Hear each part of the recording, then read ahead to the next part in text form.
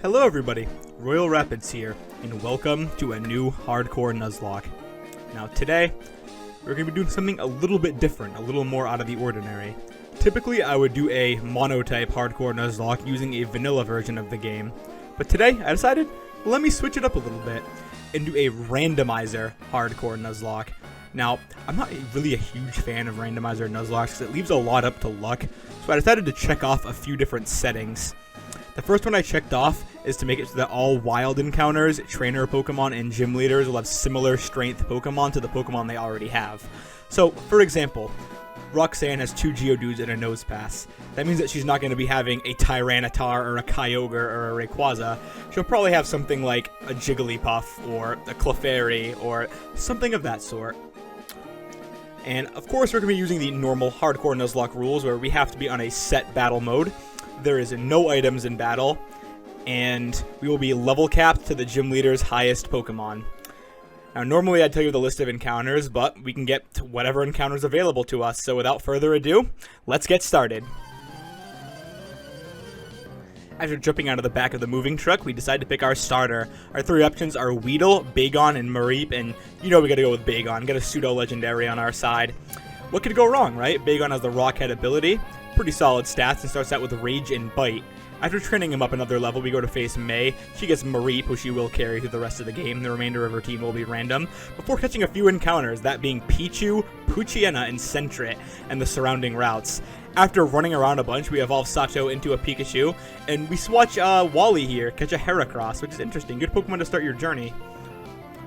We get Arena Trapped by a Diglett here, which is really scary considering we have an electric type out, but we managed to catch it in 1 Pokeball, as well as catching a Venonat a little bit later on. While training up to the level cap, Rocket evolves into a Furret, and without further ado, it's time to take on Roxanne. Roxanne leads with a Slowpoke, and we lead with Dog, the Poochyena.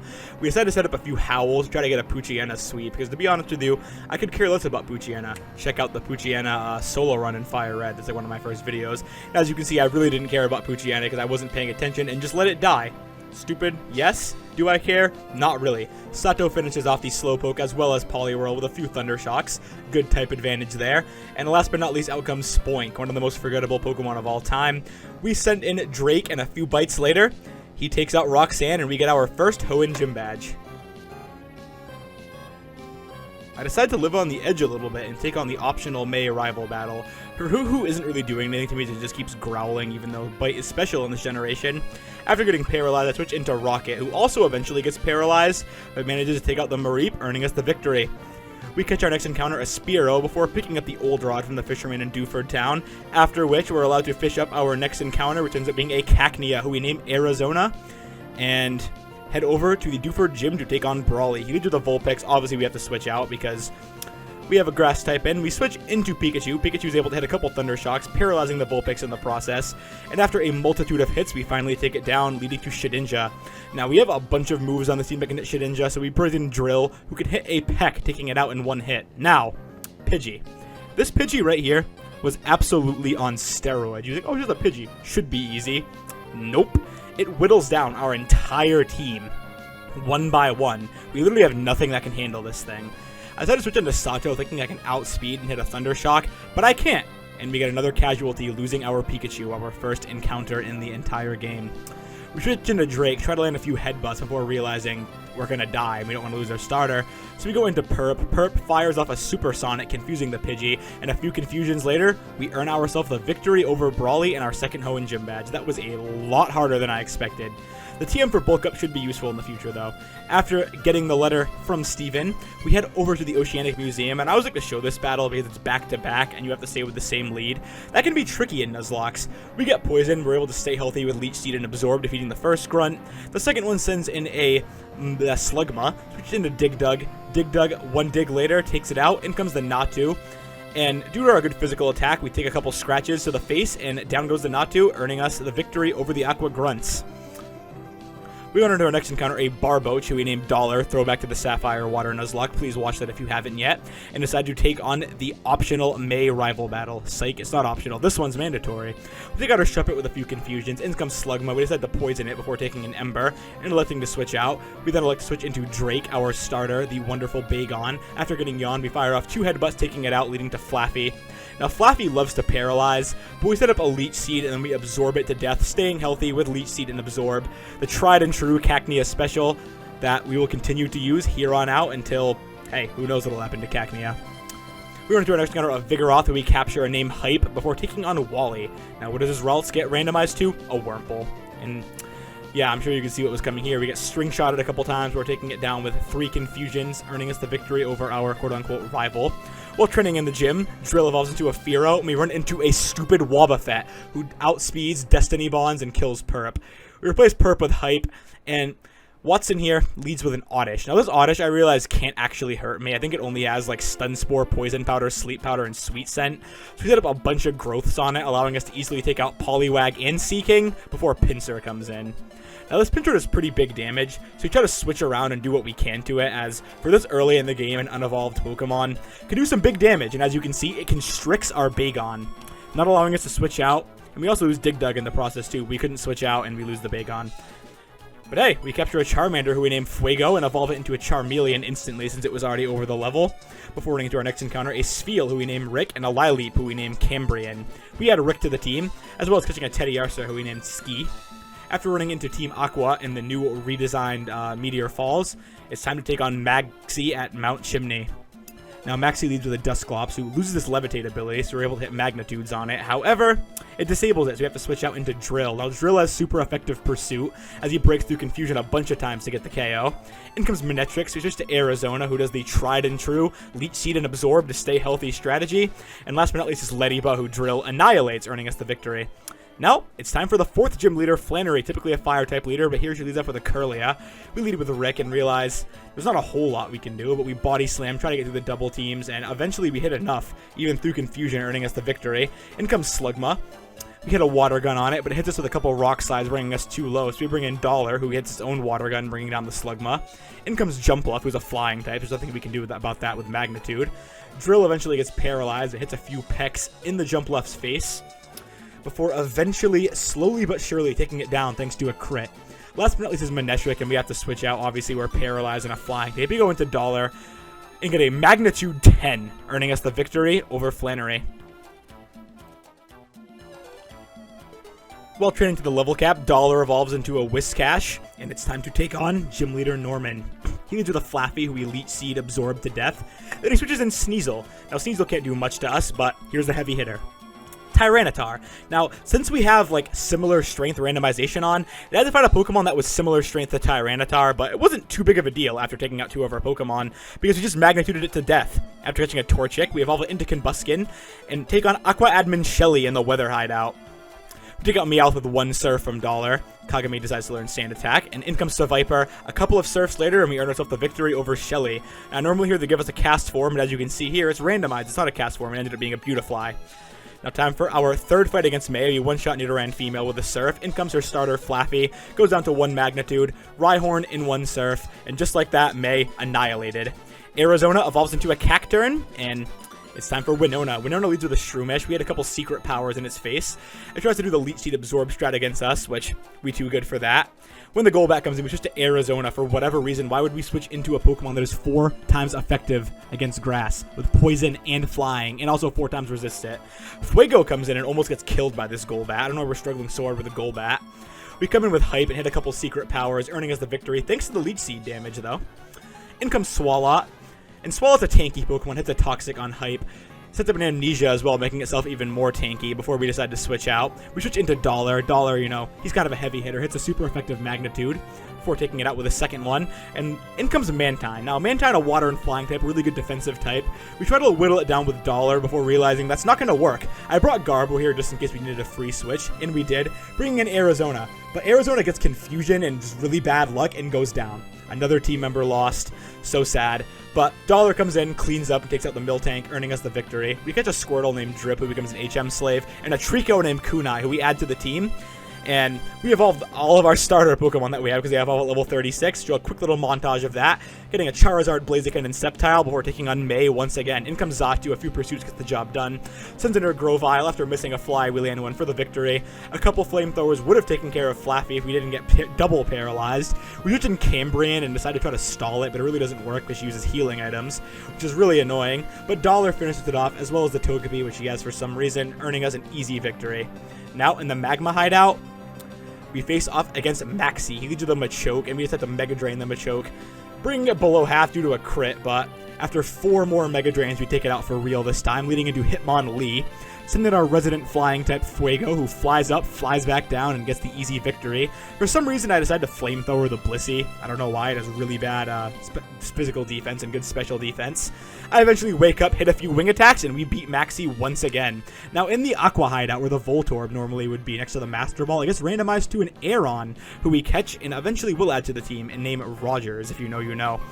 Now it's time for Aqua Admin Matt, who leads with a Roselia. We get Grass Whistled, but I know the Roselia can't do anything to us. We wake up and one wing attack gets the job done.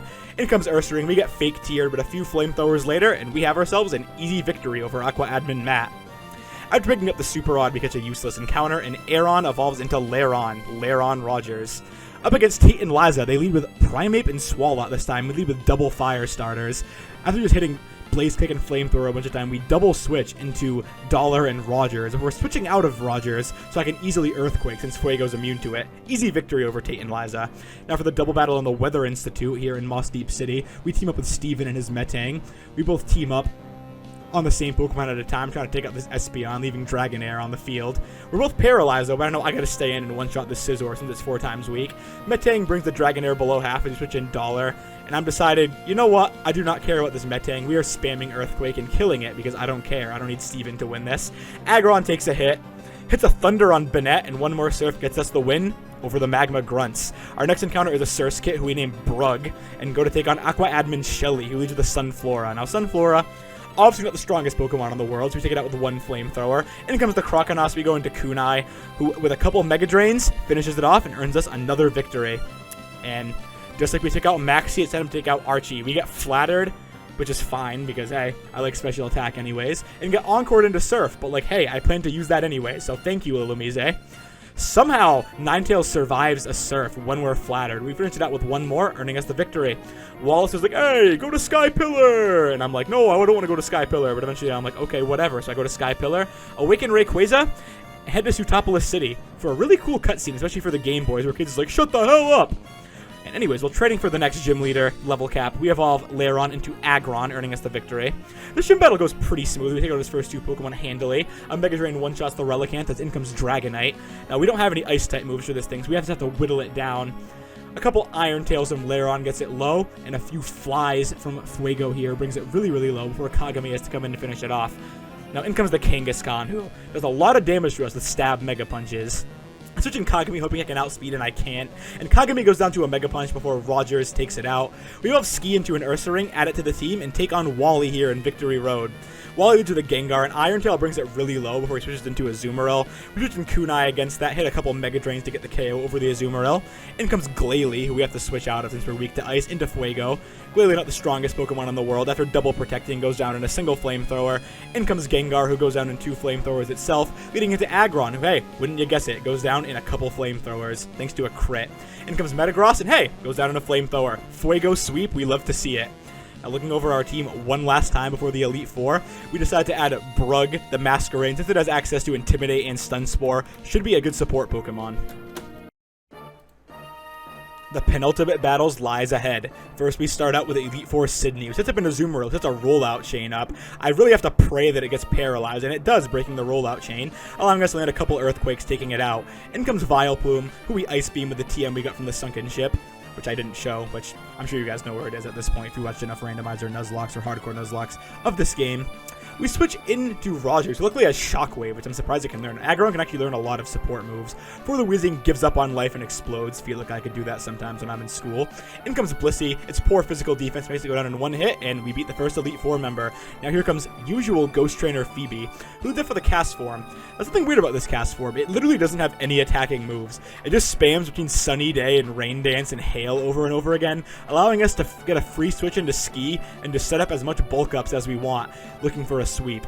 And yep, you guessed it, Ursa Ring Sweep. We set up 5 bulk ups, one shot in the cast form with Aerial Ace. Golduck takes it surprisingly well, but after a couple slashes, we take it down as well. In comes the Volbeat, not particularly strong. That's randomized from Sableye, I believe. Same thing with Gligar, gets one shot, and Glalie, after protecting, also gets one shot. Good old-fashioned Ursa Ring Sweep.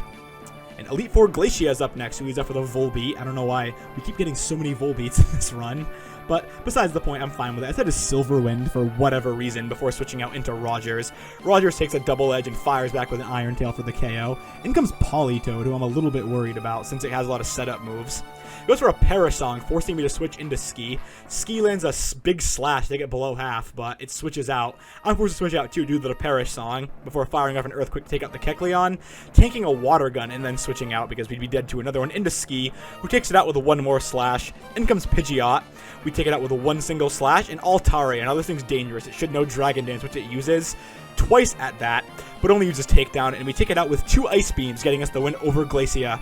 Last but not least is Drake, not to be confused with the rapper. He leads up with the Charizard. We obviously can't stay in with the Brug, so we go into Dollar. One Surf brings it really low. He switches into Venusaur. I decided to stupidly Ice Beam, thinking I can outspeed, and losing Dollar, who's been so clutch to us this run. What a zero-brain play right there. Flamethrower one-shots the Venusaur. We do pretty big damage to Kingdra, but almost die to a Hydro Pump. Bringing in Brug, we get off a big Stun Spore, allowing us to bring in Ski, outspeed, and take it out with a Slash. Charizard gets full restored. A Flamethrower burns us, and I decided to stack Ski here. With the Guts boost, it's a guaranteed one-hit KO, but he succumbs to the burn. Rest in peace, Ski. You were good for like the 5 minutes you were used. In comes Rogers, who fires off a few Iron Tails on the Umbreon, and eventually, after a bunch of full restores, we take out the Umbreon, earning us our victory over the Elite Four, with only Wallace remaining. As we climb the stairs, we take on Wallace. Usually a Water Trainer, but who knows what he has. He leads up with a Dusclops, we intimidate it, and fire off a Stun Spore. It curses itself, so we have to switch out, and we elect to switch into Rogers. Rogers gets mean-looked, but I don't really care, as a couple Earthquakes later, and the Dusclops is KO'd. In comes Nidoking. He double kicks us, which I don't think will kill, but he gets a crit in one of the double kicks, taking out Rogers, our 3rd casualty of this Elite Four run. A couple Flamethrowers later, a Nidoking's taken down as Omastar comes in. Now Omastar, 4 times weak to grass. After a Protect, gets one-shotted by Mega Drain. In comes Poliwrath, also weak to water. 2 more Mega Drain gets the job done. Lunatone, after a crit Mega Drain, goes down. Last but not least is Shiftry, who we decided to spam Return against. It goes for Growth and then Swift. That's the issue with these Randomizer Nuzlockes. Pokemon tend to have their level up movesets, which tend to be really bad. And just like that, we have defeated a Pokemon Emerald Randomizer Nuzlocke. Now, was this hard? Hell yeah, it was hard. We couldn't plan for any battles because we didn't know what any trainer was going to have. That Tyranitar, I got so lucky against in Norman's gym. I could have been easily swept by that thing, but we got lucky, got off some magnitudes, and got the KO, which is why I didn't really voice it over that much. It did take out 2 of our Pokemon, but that's like best case scenario. But the thing that made it easy is the variety of Pokemon. We got some good Mons in this, and I'm happy to say this was a success. I'll catch you guys in whatever happens next. Keep it up.